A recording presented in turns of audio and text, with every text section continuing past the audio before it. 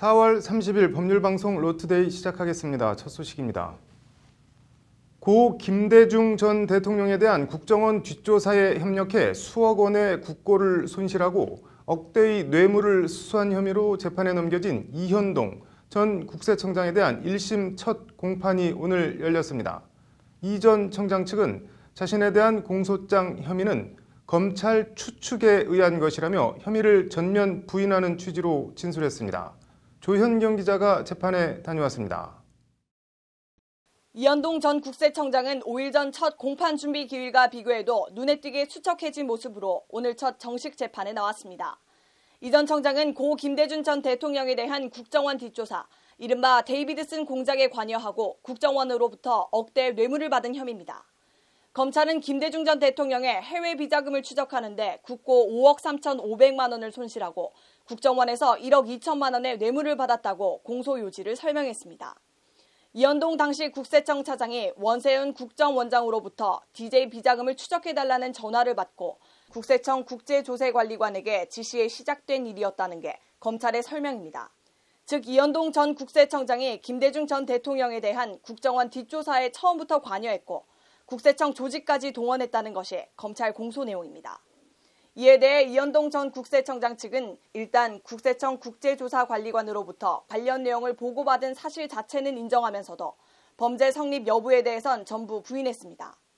이 전 청장이 국정원의 정치적 의도를 알면서도 동조했다는 건 검찰의 추측에 불과할 뿐 여러 정황상 신빙성이 없다. 국고 손실 혐의에 대해 공동정범의 책임을 물으려면 용도 외의 사용에 대한 인식이 있어야 하는데 피고인이 이를 인식했다고 보기에는 일반인의 상식에 비춰봐도 납득이 어렵다는 것이 이 전 청장 변호인의 말입니다. 한마디로 단순한 해외 탈세 혐의에 대한 조사인 줄 알았지 전직 대통령의 불법한 뒷조사라는 걸 인식하지 못했고 따라서 범죄가 성립하지 않는다는 취지입니다. 이 전 청장 측은 그러면서 뇌물 혐의 등 나머지 범죄 사실에 대해서도 모두 부인한다며 혐의를 전부 부인했습니다. 이현동 전 국세청장 측은 추측, 허위, 무고, 참담과 같은 극단적인 단어까지 써가며 앞으로 검찰과 치열한 법정 공방을 예고했습니다. 법률방송 조현경입니다. 뺑소니 혐의로 기소된 20대 남성이 자신은 뺑소니를 한 적이 없다며 피해 여성을 무고죄로 역고소했습니다. 이른바 무고죄의 무고 재판인데 특가법상 무고죄를 적용해야 하는지 일반 형법상 무고죄를 적용해야 하는지 등 그동안 논란이 많았던 사안이라고 합니다. 대법원이 오늘 이를 정리하는 판결을 내렸는데 신세아 기자의 심층 리포트 보시겠습니다. 2016년 5월 25살 도모 씨는 자신의 차로 40대 여성을 들이받아 전치 3주의 상해를 입히고 달아난 뺑소니 혐의로 기소됩니다. 특정범죄 가중처벌법, 특가법상 도주치상 혐의입니다. 도 씨는 그러나 자신의 뺑소니를 한 적이 없는데 무고를 당했다며 피해 여성을 특가법상 무고죄로 역고소합니다. 하지만 무고를 한 사람은 피해 여성이 아니라 도 씨였습니다. 형법상 일반 무고죄가 10년 이하의 징역, 1,500만 원 이하 벌금형인 반면 특가법상 무고는 벌금형은 없고 3년 이상 징역으로 처벌합니다. 특가법상 범죄는 통상 형량이 높기 때문에 이에 대한 무고도 엄히 처벌하려는 취지입니다. 문제는 특가법에 정작 따로 무고죄가 적시돼 있지는 않다는 점입니다. 이 때문에 특가법상 무고죄에 대한 영무고의 경우 특가법으로 처벌해야 하는지 일반 형법상 무고로 처벌해야 하는지 논란이 끊이질 않았습니다. 검찰은 일단 특가법상 무고 혐의로 도 씨를 기소했습니다. 특가법상 범죄인 도주치상을 무고했다고 무고한 만큼 특가법상 무고에 해당하다는 판단입니다. 1, 2심 법원은 특가법상 무고 여부에 대해선 따로 판단하지 않고 특가법상 도주치상과 무고 혐의를 모두 유죄로 판단해 징역 4년을 선고했습니다. 대법원 일부는 그러나 도 씨에 대한 재판을 다시 하라며 사건을 대구고법으로 돌려보냈다고 오늘 밝혔습니다. 형벌법규의 해석은 엄격해야 하고 형벌법규의 의미를 피고인에게 불리한 방향으로 지나치게 확대 해석하거나 유추 해석하는 것은 죄형 법정주의 원칙에 어긋난다는 것이 대법원 판단입니다. 가중처벌하는 특가법상 무고가 아닌 일반 형법상 무고유죄로 형량을 다시 판단하라는 취지입니다. 대법원이 특가법상 무고에 대해 피고인에게 불리하게 해석하면 안 된다고 판결함에 따라 앞으로 특가법상에 적시돼 있지 않은 혐의의 무고나 무고 자체의 무고에 대해선 일반 형법 무고죄에 준해 처벌이 이루어질 걸로 보입니다. 법률방송 신세아입니다. 인천 초등생 살해 주범인 18살 김모양에 대해 항소심 법원이 오늘 1심 법원과 같은 징역 20년을 선고했습니다. 공범으로 기소된 20살 박모양에 대해선 살인이 아닌 살인 방조 혐의를 유죄로 인정해 1심 무기징역에서 징역 13년으로 감형했습니다. 검찰은 상고하겠다는 뜻을 밝혔습니다. 박지민 기자입니다. 8살 여자 초등학생을 납치해 살해한 뒤 시신을 잔혹하게 훼손한 혐의로 기소된 18살 김모양과 20살 박모양에 대한 항소심 선고가 오늘 내려졌습니다. 서울고법은 오늘 오후 살인 등 혐의로 기소된 주범 김모양에게 1심과 같은 징역 20년을 선고하며 30년간의 위치 추적 전자발찌 부착을 명령했습니다. 재판부는 먼저 사람의 생명을 계획적으로 빼앗는 것은 어떤 이유로도 용납되지 않는다고 김양 등을 질타했습니다. 재판부는 그러면서 1심 20년이 무겁다는 김양 주장에 대해 김양의 범행과 항소심에서까지 보여준 태도 등을 종합하면 1심 선고 형량은 결코 무겁다고 볼 수 없다고 판시했습니다. 범행 당시 형사상 미성년자였던 김양에 대한 1심 20년 선고는 형사상 미성년자에 대한 사실상 최고형에 해당합니다. 30년간 전자발찌 착용은 부당하다는 김양 주장도 항소심 재판부는 기각했습니다. 김양이 형기를 마치고 나오더라도 김양의 근본적인 잔인성은 쉽게 사라지기 어려워 보인다는 게 재판부 판단입니다. 재판부는 다만 살인 공범으로 함께 기소된 20살 박모양에 대해선 살인 공모가 아닌 살인 방조 혐의를 유죄로 봐 징역 13년을 선고했습니다. 1심은 박양의 살인 공모 혐의를 유죄로 봐 무기징역을 선고했습니다. 김양이 박양의 공모나 지시 여부가 자신의 선고 형량에 영향을 미친다고 생각해 사실을 과장되게 진술했을 가능성을 배제하기 어렵다는 것이 항소심 재판부 판단입니다. 검찰이 제시한 증거만으로 박양이 김양과 살인을 공모했다고 보기 어렵다는 겁니다. 검찰은 즉각 대법원에 상고하겠다는 뜻을 밝혔습니다. 주범 김양은 선고를 듣는 내내 눈을 감고 두 손을 모아 기도를 했습니다. 숨진 피해 아동의 어머니로 추정되는 한 여성은 박양에 대한 징역 13년 감형 등 주문이 낭독되자 오열하며 재판정을 빠져나갔습니다. 법률방송 박지민입니다.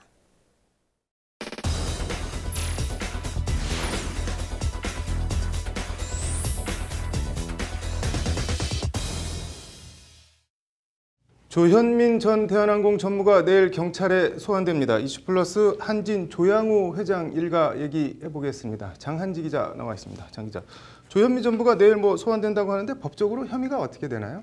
네, 경찰은 조 전 전무에 대해서 형법상 폭행과 업무 방해 혐의를 우선 적용했는데요. 네. 물벼락을 맞게 한 건 폭행, 그리고 소리 지르면서 광고 회의를 중단시킨 건 이제 광고 대행사 업무 방해에 해당한다는 네. 이제 경찰의 설명입니다. 네. 관련해서 경찰은 조 전 전무가 물컵을 던졌고 안경을 닦을 정도로 매실 음료를 맞았다는 등의 진술을 확보했습니다. 네. 이 경우 물컵을 사람을 향해 던졌다면 위험한 도구를 사용해서 폭행한 것이 돼서 특수 폭행죄가 적용될 수도 있습니다. 네.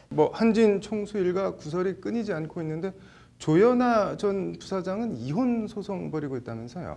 네, 조현아 전 부사장은요, 서울의 한 사립초등학교 동창과 결혼해서 슬하에 쌍둥이를 두고 있습니다. 네. 성형외과 전문의로 알려진 조 전 부사장의 남편이 결혼 8년 만에 이혼 소송을 냈습니다. 네. 서울가정법원에 따르면 조 전 부사장 남편은 이혼 시 재산 분할부터 위자료 양육비 등 이제 돈 문제부터요, 자녀들 친권과 양육권까지 다 다투겠다는 취지로 소장을 냈습니다. 네. 조현아 전 부사장은 아직 변호사를 선임하지 않은 상태라서 답변서 등도 제출하지 않고 있다고 합니다. 네. 한진 총수 일가 밀수 조사는 어떻게 되고 가고 있나요? 증거 인멸 이런 얘기가 나오고 있던데.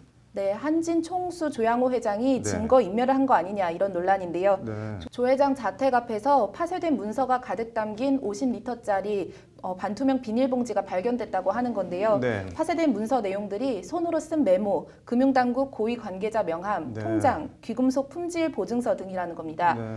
이 때문에 명품 등 밀수와 관세 포탈 의혹 조사를 앞두고 증거인멸에 나선 거 아니냐는 의혹입니다. 네. 이제 자택 앞에서 발견된 파쇄 문서에 대해서 조양호 회장 측은 별다른 입장을 내놓고 있지 않고 있습니다. 네. 조양호 회장 부인이죠. 이명희 이루재단 이사장 갑질, 이거는 조사가 어떻게 되고 있나요? 네, 호텔 공사장 갑질 동영상이 공개가 되면서 네. 그야말로 여론의 문매를 맞고 있는데요.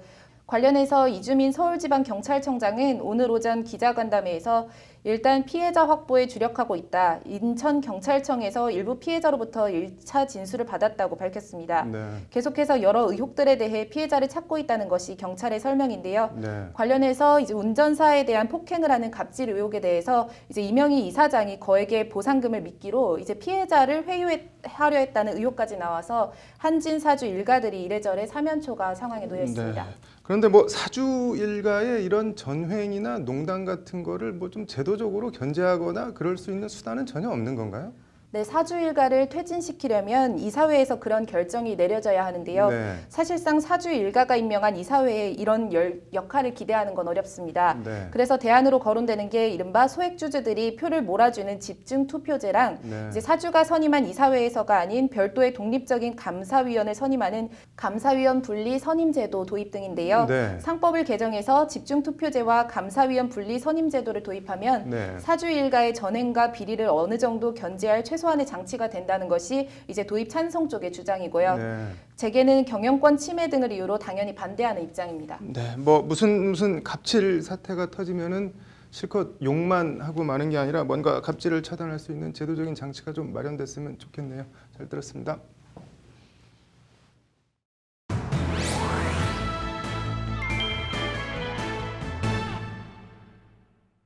네, 문재인 대통령과 김정은 위원장의 역사적인 남북 정상회담, 판문점 선언의 법적 효과와 쟁점에 대해 알아보겠습니다. 남승환 변호사의 시사법률입니다. 남 변호사님, 먼저 판문점 선언 내용을 간략하게 다시 한번 좀 짚어볼까요?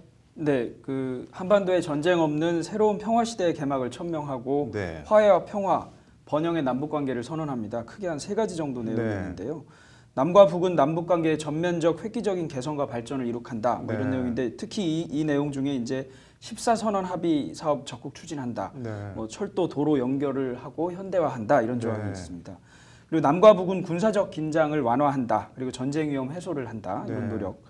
그다음에 남과 북이 항구적이고 공고한 평화 체제를 구축한다. 이렇게 해서 적극 협력한다.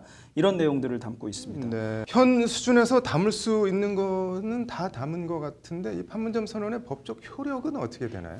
네, 원래 국제 협약이나 조약 같은 거는 국내법과 같은 네. 지위를 가집니다. 다만 헌법에서는 국민의 생활, 생명 안전, 네. 그리고 국가 재정이나 예산 등이 투입되는 것에 대해서는 국회가 비준 동의를 하도록 하고 네. 있습니다. 그런데 북한의 경우에는 별도의 나라로 우리나라 헌법이 보고 있지 않습니다. 그래서 네. 이게 국가 간의 협약이나 조약이 되느냐 이런 문제가 있는데요. 네. 이와 관련해서 법이 하나 있기는 합니다. 네. 남북관계 발전에 관한 법률이라고 하는 건데요. 이 네. 법률이 좀 독특합니다. 네. 남한하고 북한의 관계를 정의하는데 국가 간의 관계가 아니다. 통일을 지향하는 특수관계에 해당한다. 그리고 남한과 북한이 거래를 하면 이것은 국가 간 거래가 아니라 민족 내부의 거래로 봅니다. 네. 그러면서 남북이 합의서를 체결하는 경우에 이 헌법과 비슷한 조항을 두는데요. 결과적으로는 재정 부담이 있는 남북 합의서 체결의 경우에는 국회 체결 비준 동의가 필요하다 이렇게 볼 수 네. 있습니다. 문재인 대통령이 이거 국회 동의를 받겠다는 입장인 거죠? 네, 그렇습니다. 아무래도 이제 과거 사례에 비추어서 그런 것 같습니다. 이미 일찌감치 정상회담 합의에 국회 비준을 받도록 준비하라 이렇게 지시했다고 하고요. 별도로 그 정상회담 설명 자료를 통해서 법적 근거를 마련하겠다. 뭐 이렇게 네. 얘기하고 있습니다. 이게 예전에 노무현 대통령 그 14 공동성명 이런 거에 일종의 좀 학습 효과도 있는 것 같은데 어떤가요? 네, 판문점 선언이라고 하는 게 이제 비준 동의를 하겠다 이런 네. 건데요. 이제 문 대통령하고 김정은 위원장의 합의 사항을 제도화하겠다 이런 겁니다. 네. 과거에 그 60 공동선언 네. 2000년 그리고 2007년에 14선언의 경우에는 국회 비준 동의를 받지 못했고 네. 그 뒤에 그 효력이 남북 관계가 악화되거나 이러면서 그 뒤에 효력이 없이 흐지부지 되거나 한 것이 비준 동의가 없어서 그런 것이 아닌가라는 네. 생각을 하는 것 같고 이번에는 네. 비준 동의를 통해서 법률과 같은 효력을 갖게 하겠다 이런 네. 생각인 것 같습니다. 뭐 문재인 대통령 의지는 확고한 것 같은데 각 당 반응이나 입장은 뭐 어떻게 되나요? 네, 여당은 당연히 찬성하고 네. 필요하다는 네. 입장이고요. 야당 중에 뭐 정의당, 평화당 이런 곳은 당연히 찬성하고 있습니다. 네. 그리고 이에 반해서 이제 자유한국당의 경우에는 반대하는 입장이고 네.